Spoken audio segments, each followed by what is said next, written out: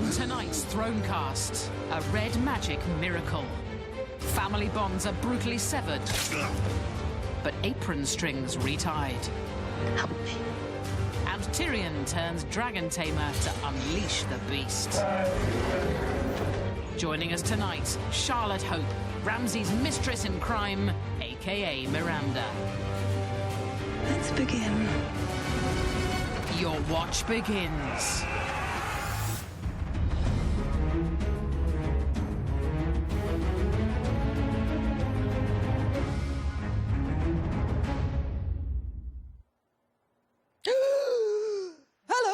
Thronecast. Well, wet my hair, cast a spell, and gently rub my wound. What a way to end the episode. Oh, to the power of MFG. John is back!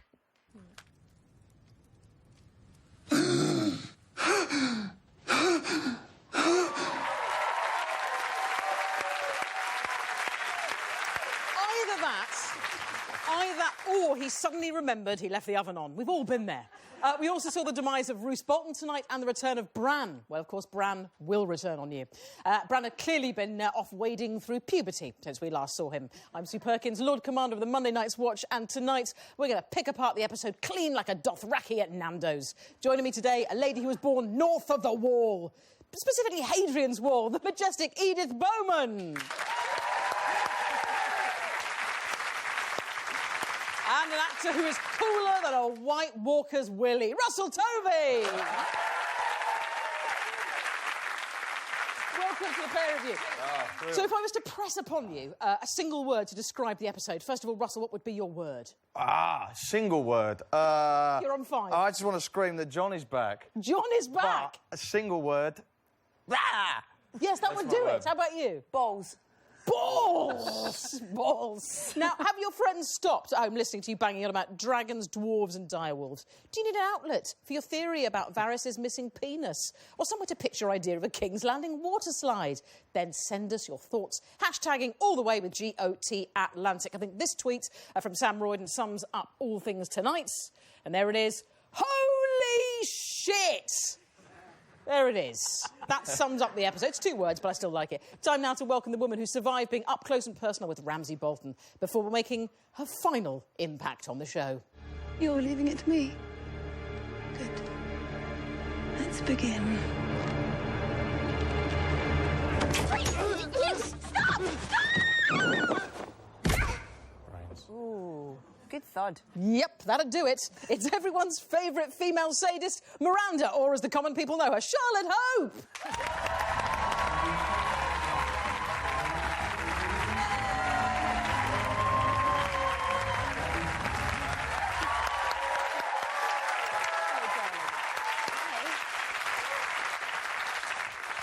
The proximity is, I have to say, it's quite chilling, but thankfully no Nice! You see? It's not all about what you see on the telly. We're going to get to your taste in men very, very shortly, madam. OK. Before that, we need to talk about Jon Snow. He's back, or did you see it coming?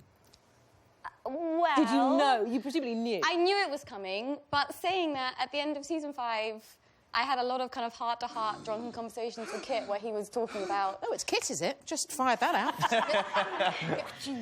about how sad he was about leaving the show, and he was, like, very good at keeping to it. So he lied even to his own when cast members? really, really drunk, still lying. I was sitting there being like, I'm so sad, it's over. And he was like, I know, but imagine how it feels for me. I'm leaving. And I bought it. And then I went back on season 6, and there he was. Oh, barefaced lie. Did you see it coming, Russell?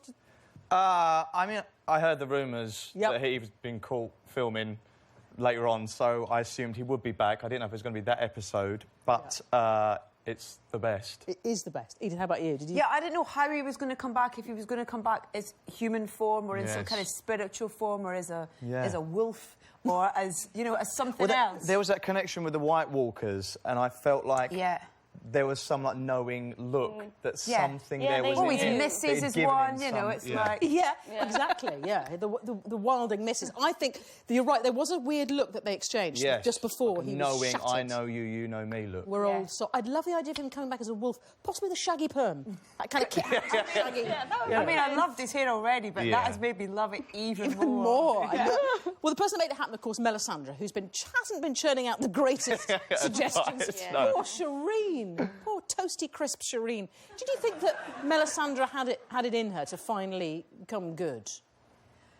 She looked like she'd completely, was just broken, didn't she? Yes. Like, she couldn't sort of summon up, I don't know, the energy or the self-belief sort of she'd thing. lost her belief in herself, But, I mean, just the opportunity to rub Jon Snow naked, I think was I mean, who wouldn't? Well, they had that scene in season 5 when they were having some romantic trips. Oh yeah, that's probably She it. didn't seem so keen this time, did she? He was just there naked, lying in front of her. She didn't go below the towel. No. No, I mean, it's technically it's a hairdressing appointment, and they don't tend to go below towel on the first hairdressing. He could have been stabbed down there. You never know. Could have been. She could, but you're right. There was that little frisson. Yeah. When she said, "Are you a virgin?" He looked a bit awkward. Do you think she's going to want some sort of sexual payback then for what's happened? Probably. I resurrect She's you. frisky. You do something for me. Yeah. Oh, why not? So I'm looking to see if you have an insider intel. But, No, I know all the people that die because everyone tells you that immediately. But other than that, in this season, I thought this was going to be the first one I could watch and not know anything that goes on. And I got back to do my death scenes and they were like, meow, meow, meow, meow, meow, meow, meow. Ruined. Oh, well, don't. Whatever you do say. Oh my. This is the only show in the world where you don't want to know. No. Totally. Spoilers. All of my friends were like, but tell me. And I was like, you really want to know? No.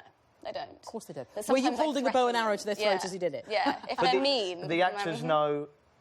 The actors know. It's like from the start, they're like, this season is your last. Well, it's really, really kept under wraps, so we're not supposed to know, but...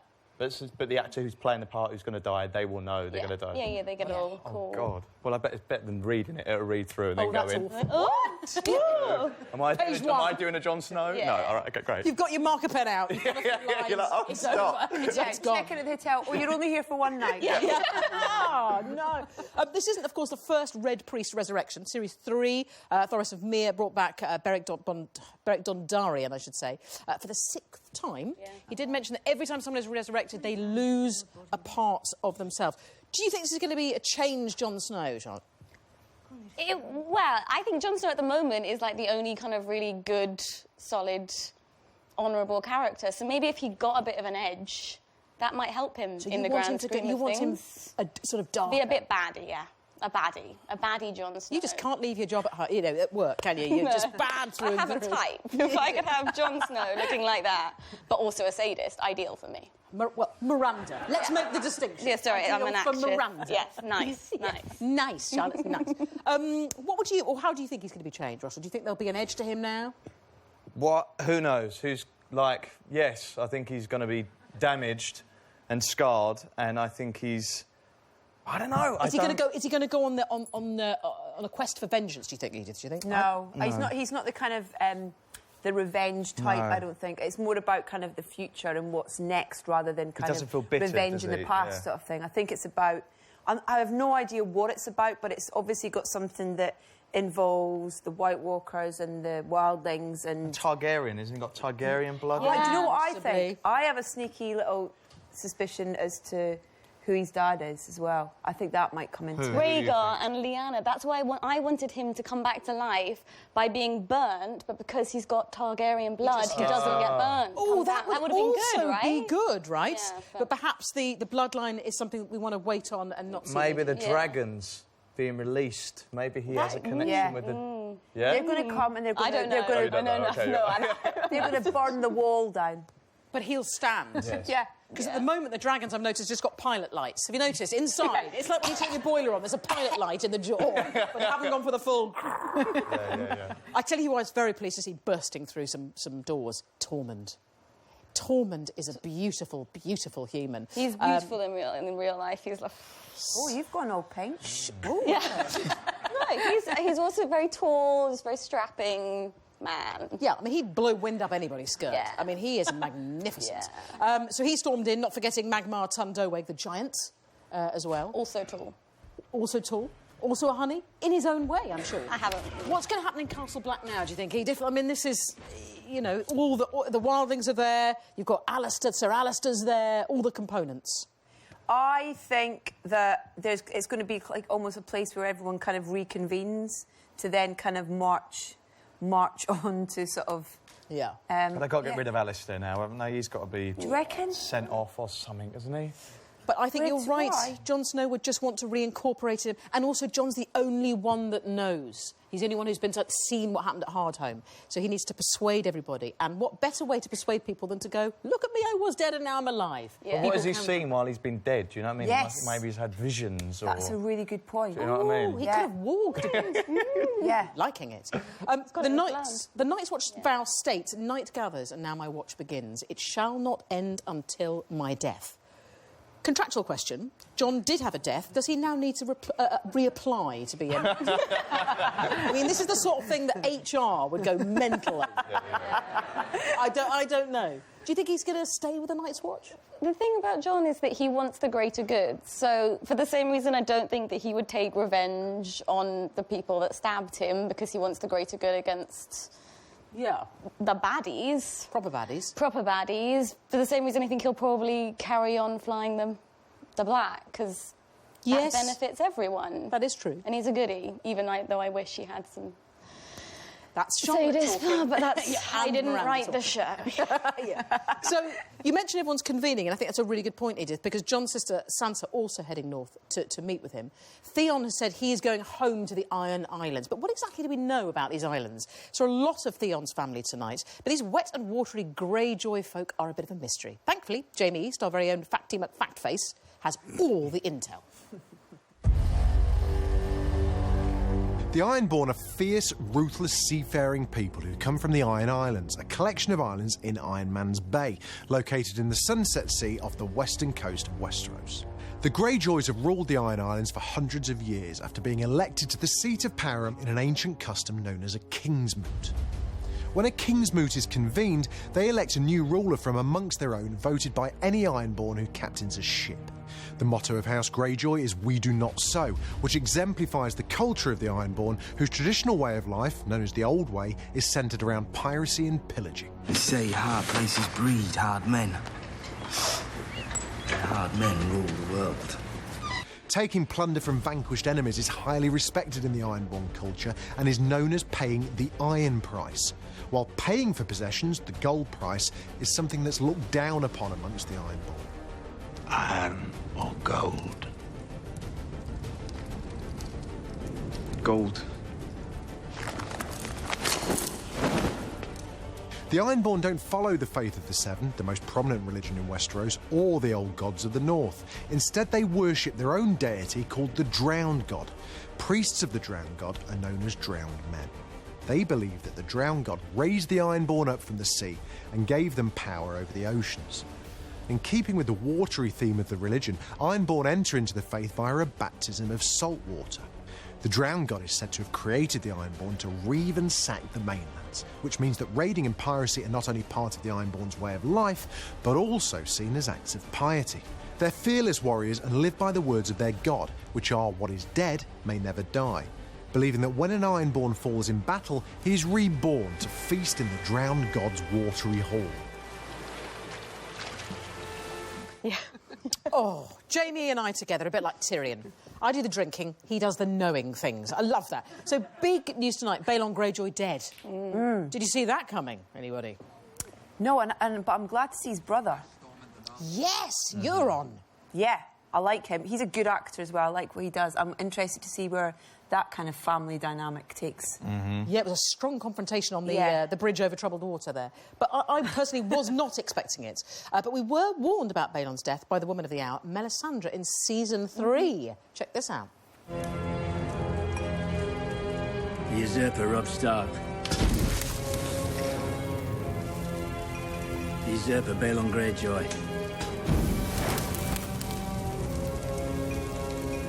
Usurper Joffrey Baratheon. 3 out of 3 ain't bad. So just at the point where Melisandre thinks it's all lost and she has no faith, it's all come true. Lord of the Light knew everything. Do you think it's the Lord of the Light, or do you think she has her own unique power. This is what I think is interesting about this series. It's either Lord of Light,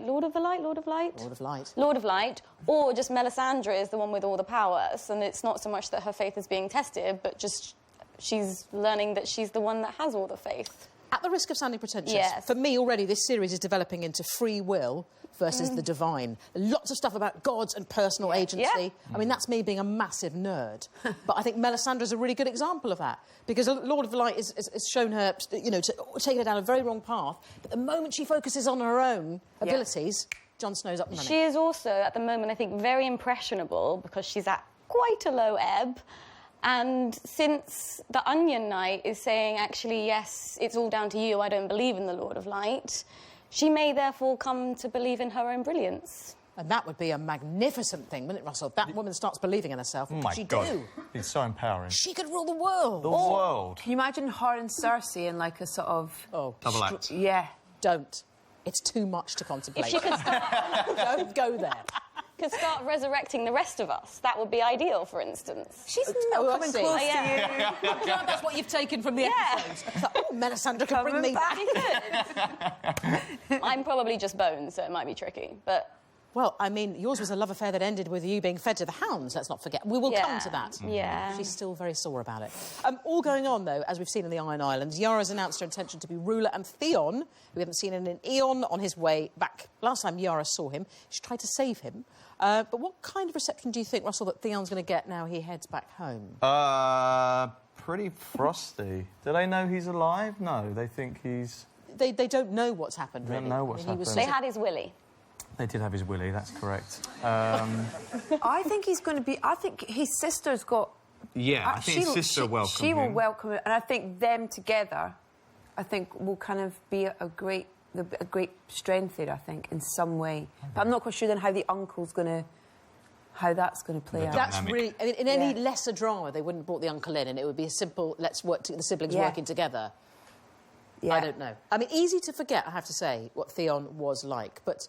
You, or at least Miranda, would certainly know, because you helped create Ramsay the Monster and gave Theon his last great hurrah, being euphemistic. Yeah.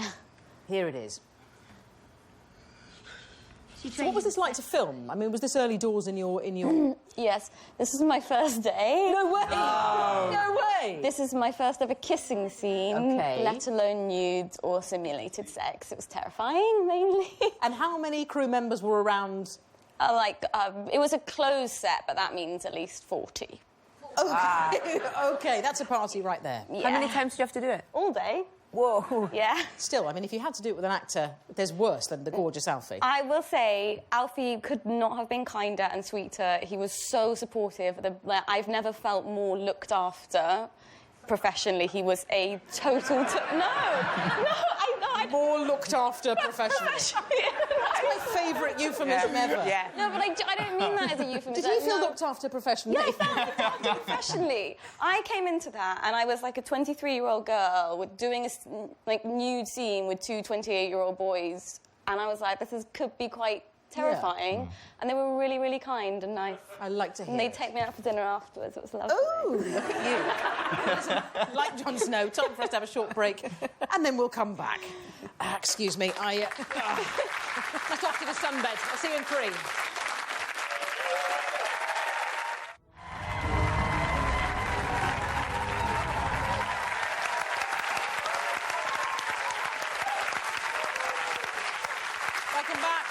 Welcome back to Thronecast. We're discussing episode 2. So, Pat, we probably won't get time to even talk about Tommen or Tyrion. Massive shock tonight when Ramsay, of course, ensured even, there was no longer a roos loose about the hoose. Suddenly, thrusting a dagger into his own dad. I did not see that coming. Did anybody see that coming? No. I thought it might be Ramsay that had got it out of that little embrace. Yes? I hoped. Was hoping, yeah. Well, probably not. Ramsay's the psychopath. If anyone's going to do the killing, it would be him, I would say.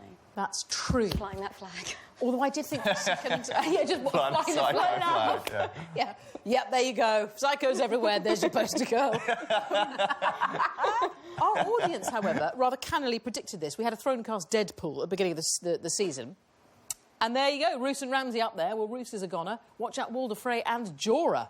Oh, yeah. If we return to the Boltons, knowing that Ramsay likes to play his little games, as he says, which mainly seemed to involve murdering people. Was Roose foolish for ever trusting him, do you think, and bringing him to the fold? Yes, obviously. He's a sadist. Yeah. But for all that Ramsay wanted his love, and I think Ramsay does want love... Yeah. No, I think he wanted power, and he needed Roose to... He doesn't know what love is, that's why. Well... Sorry. Sorry. Hello. Yeah. So, OK. I heart Ramsay. And he hearts me.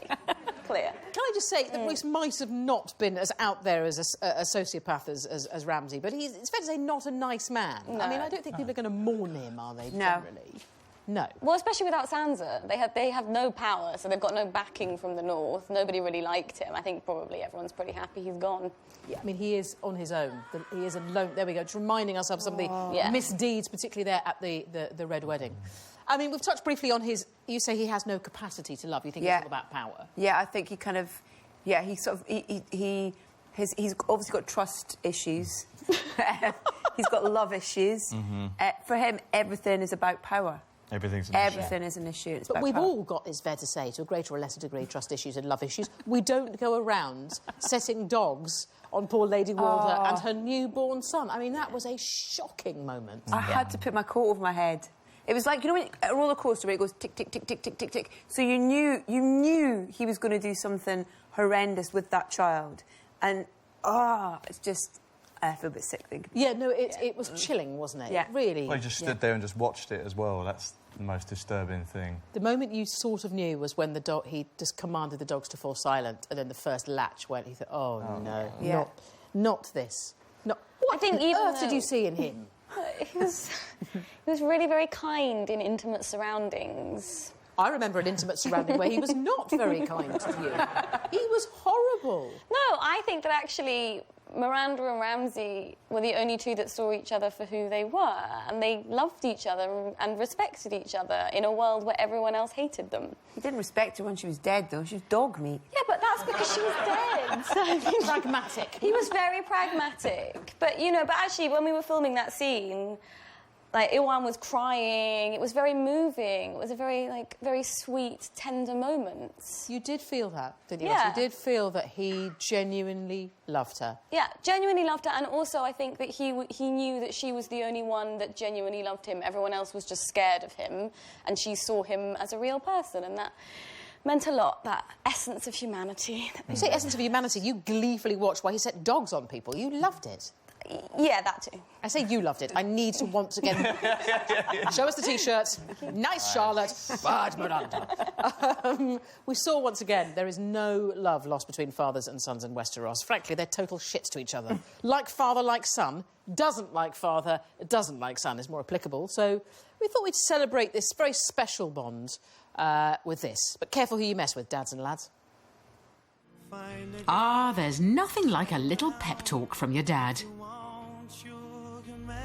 You who killed your mother to come into the world, you are an ill-made, spiteful little creature, full of envy, lust, and low cunning.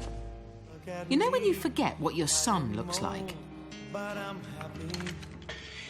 You're no son of mine. I am your son. I have always been your son. Isn't it a faff when that newborn baby spoils your afternoon plans of world domination? Let's hope the maesters are right and Lady Walder's carrying a boy. He might be a sadistic psychopath, but he's my sadistic psychopath. And finally, Joffrey and Jaime. That boy has no respect for his father. Father. Someone forgot to write down all your great deeds. There's still time. Is there? For a 40-year-old knight with one hand? And pebble up his eyes, because no one wants to see Mummy and Daddy having sex. Jaime, not here, please.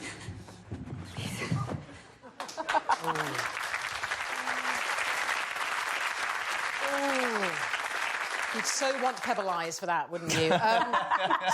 You really would. Tweets coming in aplenty. Let's have a look. We've had this through. Oh, sequences, this is from Hayden, involving the Boltons are always tense and unnerving on screen. What's the atmosphere like on set, Miranda? Very happy. Everyone's having a very nice I said time. Miranda. I can't even believe. I have not yet made the distinction. Charlotte. Good, nice Charlotte. Yes. No, well, Iwan and Michael are totally gorgeous, so it's really nice. Lovely time. So, I mean, it's very, very intense, all that stuff. I mean, presumably you need to leaven it a bit with some jokes. Yeah. I'm also just like, everyone was very relaxed. I ate a lot of chocolate. It was very nice. I can't imagine you just unwrapping a Twix and then there's poor Theon there in this shape going, easy now, lads, you know. Terrible.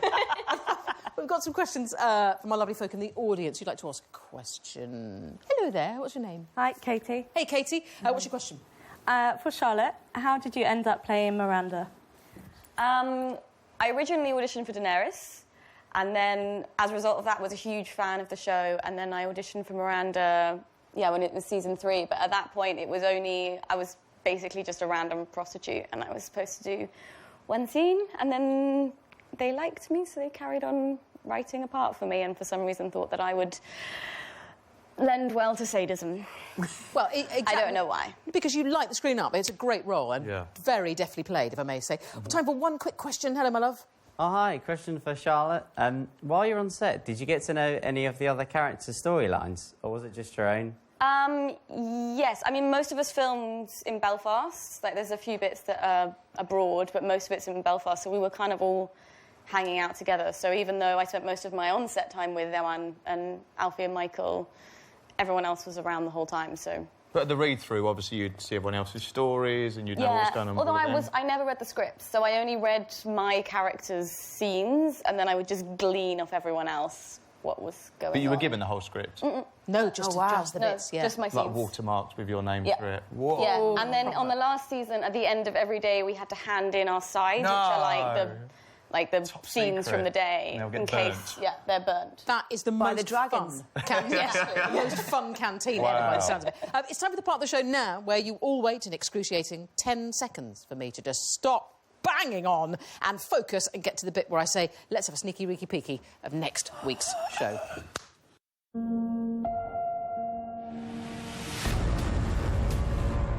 They think you're some kind of god. If a girl is truly no one, she has nothing to fear. Why have you come to Winterfell? I've got a gift for you. If someone is planning on making our losses their gains, I want to hear it. And now it begins. Now it ends.